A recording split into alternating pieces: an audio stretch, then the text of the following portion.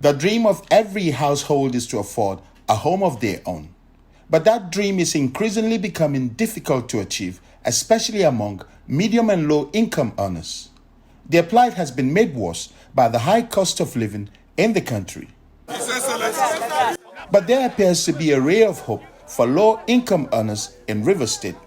The state government, in partnership with a private entity, on Friday flagged off the construction of 20,000 units of affordable housing. This project stands as the largest affordable housing initiative ever undertaken in the history of Nigeria under a public-private partnership.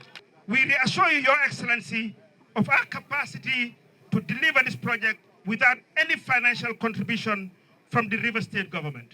This facility, once it commences and gets to the stage of allotment, it will go to those rightful people. And not one big man to allocate to his own family. It will be transparent so that the needed people will access it and benefit from it. For Governor Sim Fubara, the project marks the beginning of many good things to come in the state. He adds that the housing project is a true testament that Rivers State is a safe and profitable destination for investors. I make bold to say it, Rivers State is an heaven for investment. What we are doing today is to let the world know, not what you hear in the radio or what you see on your screen, the television. Rivers State is not safe, there is crisis. Rivers State is safe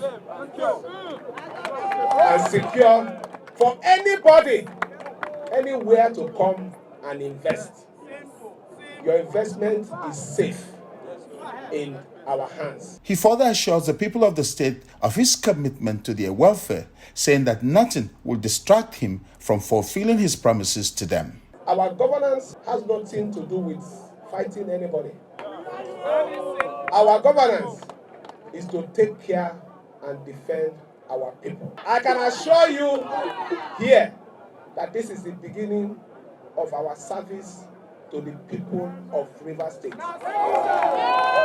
It is not service to big men like me. It is service to the people, those poor people, those low-income earners.